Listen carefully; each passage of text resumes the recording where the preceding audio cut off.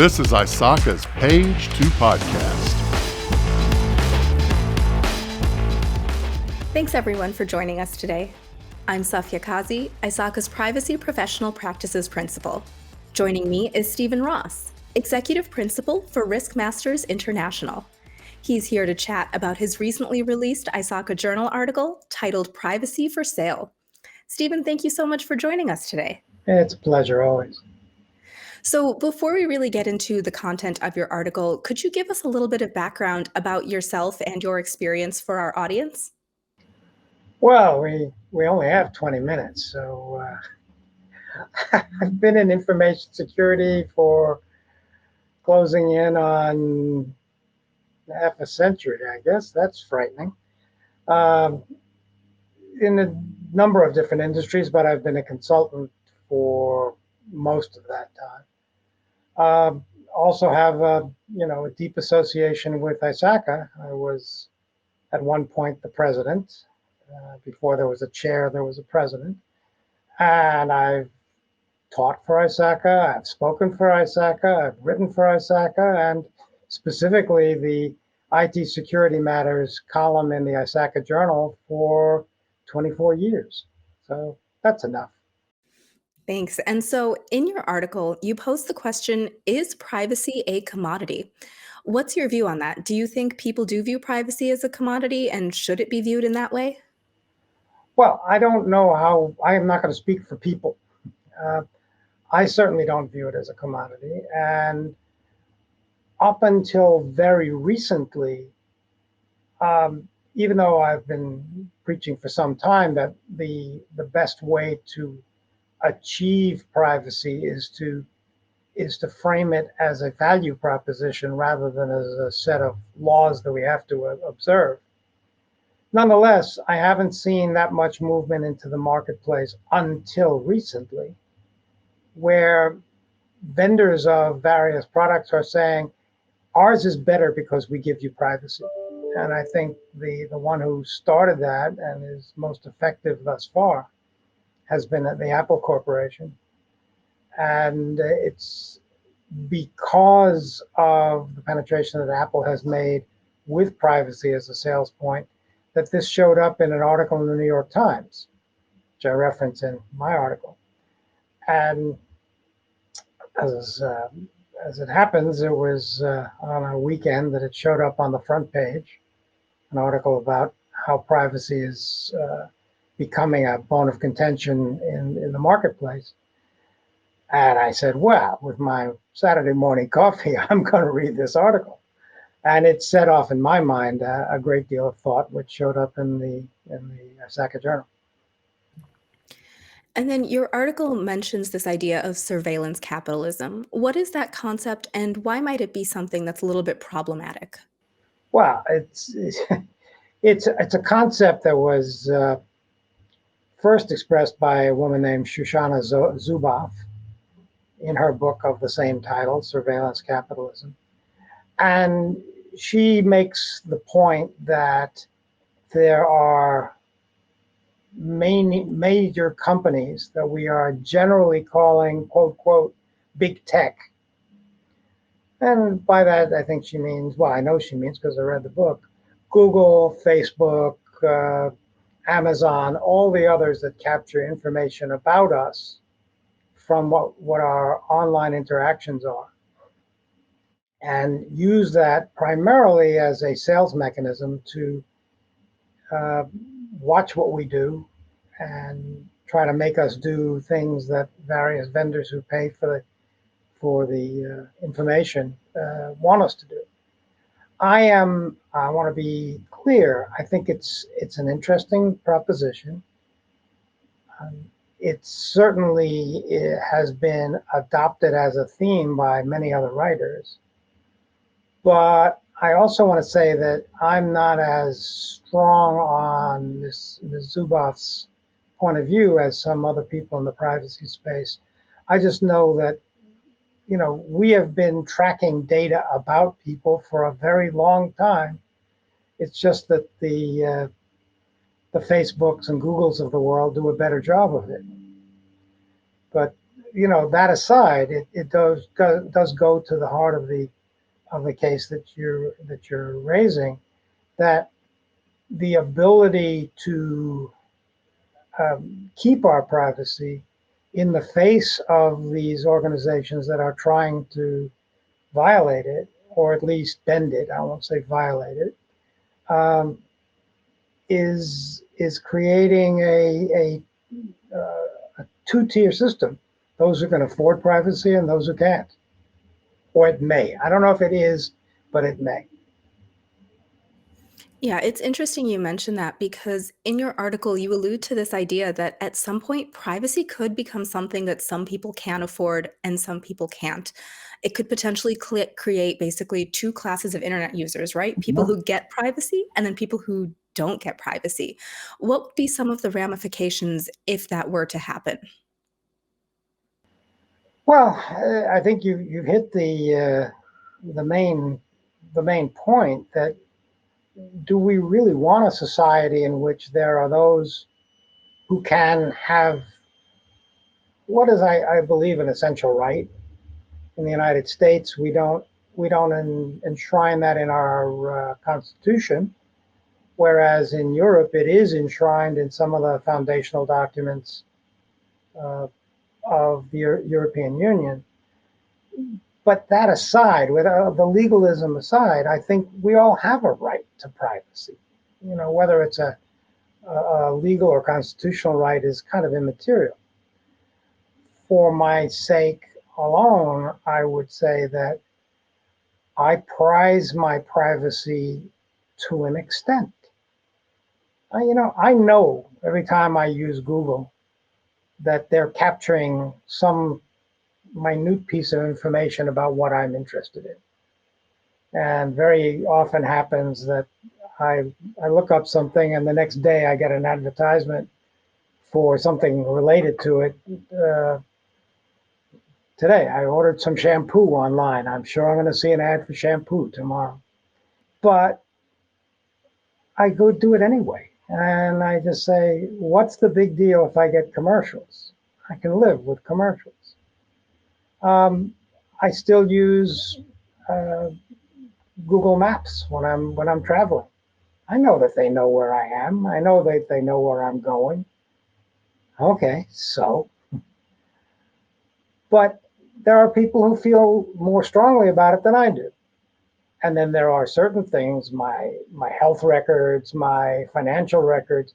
I would be very upset if anybody knew what those were without my permission, or if they were disclosed without my permission. So we're getting closer and closer to a point where you can buy privacy by paying a premium. And as I say, Apple was one of the leaders in this. And as I've read in the press and in that Times article that I mentioned, an iPhone costs more than other phones. And to a great extent, Apple's marketing has been stressing the fact that they give you privacy and the ability to block big tech from following you, and they charge more money. So there's the exact price differential. It's not the only example, but it is the one that certainly is the leading example. It's interesting you mentioned something like Google Maps, which can make your life a lot easier. Yeah. I think so much of the technology that we have, you have to give up a little bit of privacy to get a really interesting benefit. Like I'm thinking of those robot floor vacuums that learn the layout of your home. They know to avoid the sofa, they know how to avoid the stairs. But then that means a big company knows the layout of your home. I'm curious, do you think that people understand the privacy ramifications of that? Are they apathetic about it? Or have people just kind of resigned themselves to the idea that my data's out there, there's not a lot I can do to protect my privacy moving forward? Well, I think you're right that most people have just said, "What's the big deal?" I'm not sure about whether the carpet uh, device you're talking about actually sends information back to some central database rather than just storing it on the device itself. But that's immaterial. It could. I think that the deeper issue is what boundaries do we place, number one? And number two, for those of us who are, how do we call ourselves, Safia? We're privacy professionals. Good phrase. You want to use that one?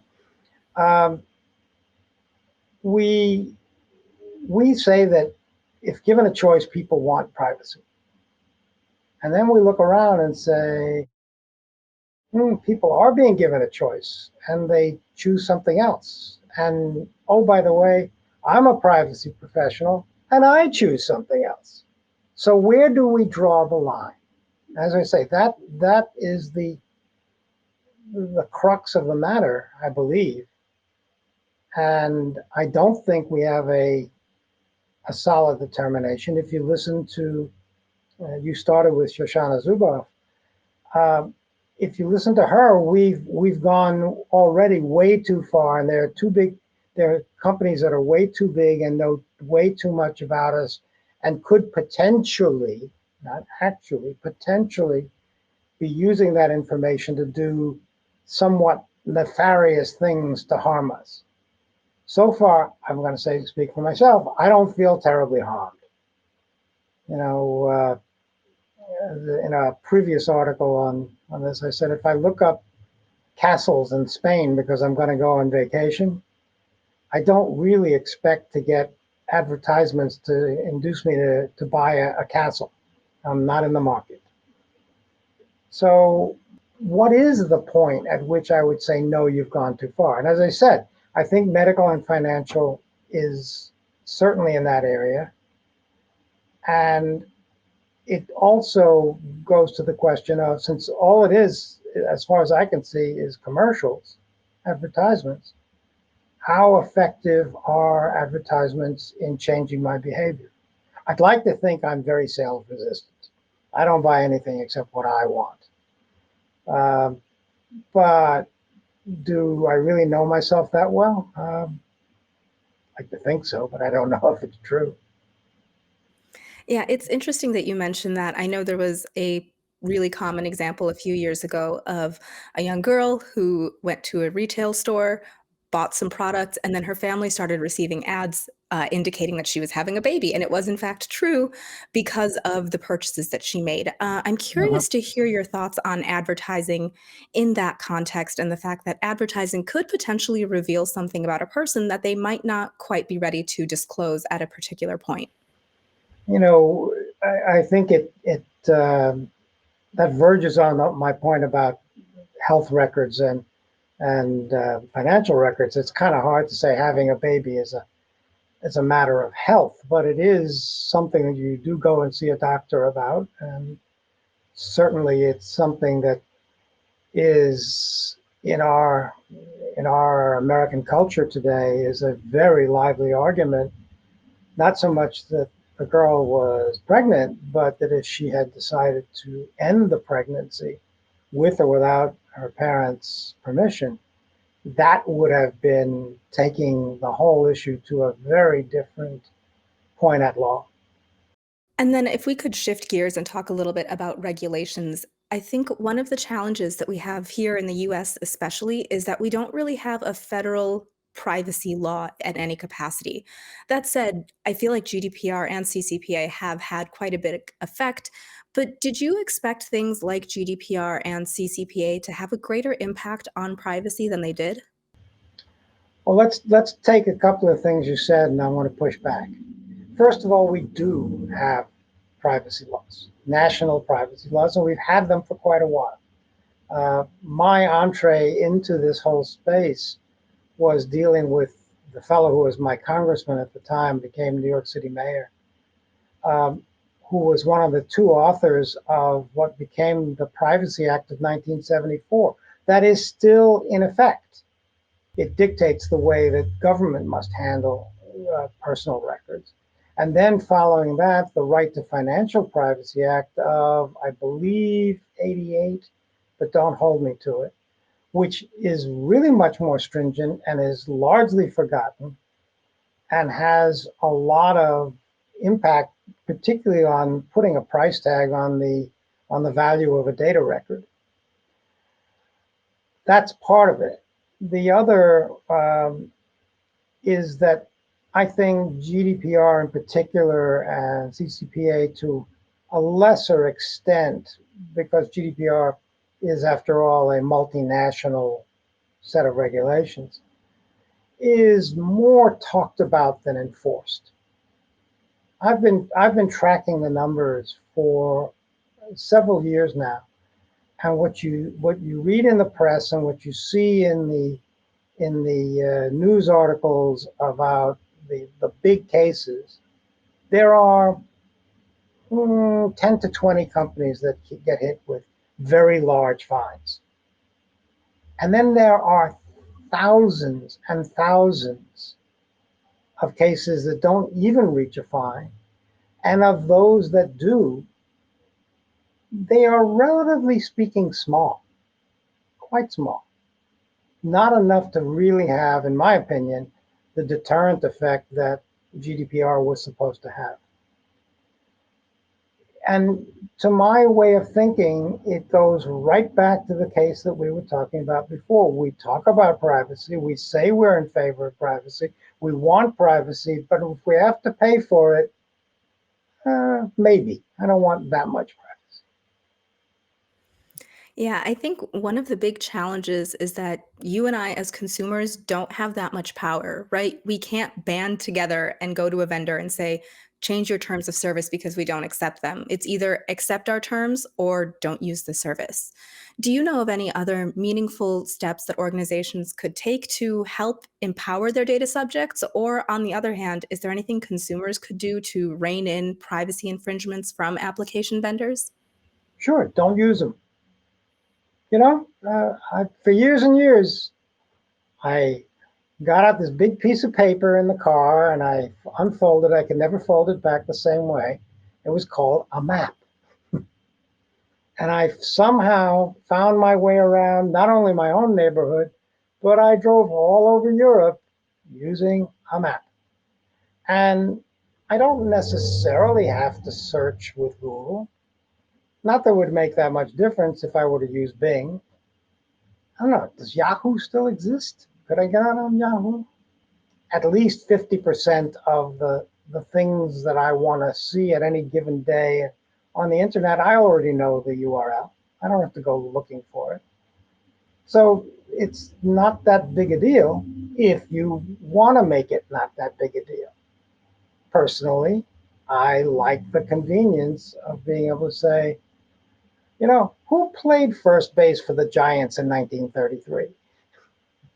And Mel Ott, by the way. Now, you mentioned this earlier on, but some companies are taking steps to try to make privacy more built into their products. Yeah. Do you anticipate this being something that more companies are going to do because it could potentially become a competitive advantage? I think we're on the knife's edge right now. Mhm. If Apple continues to maintain its edge in the cell phone business, yes. If Facebook, that is the primary, I would say, opponent of Apple in this effort, who says that by blocking the ability to track what you're looking at, it's hurting small businesses, which, a case can be made. I don't know if I accept it, but the case can be made. That's going to determine how things go in the future. If we as individuals and we as a society don't don't show that we are our willingness to pay for privacy and put it on somebody's bottom line, we won't get it. All right. And then before we wrap up, is there anything else about your article, Privacy for Sale, that you wanted to talk about in the session that you didn't have a chance to share? Okay, yes. We talked about Apple, we talked about Facebook, or now Meta, but there's also Google. We went back and forth, Marita Jasper, who's the editor, and myself, as to exactly what I wanted to say about Google. And I said, why don't we paraphrase St. Augustine? And I said, Google's position is, give me privacy, but not yet. I'm wondering how many readers or listeners to this podcast or telecast will recognize that it was St. Augustine who said, "Give me chastity, but not yet."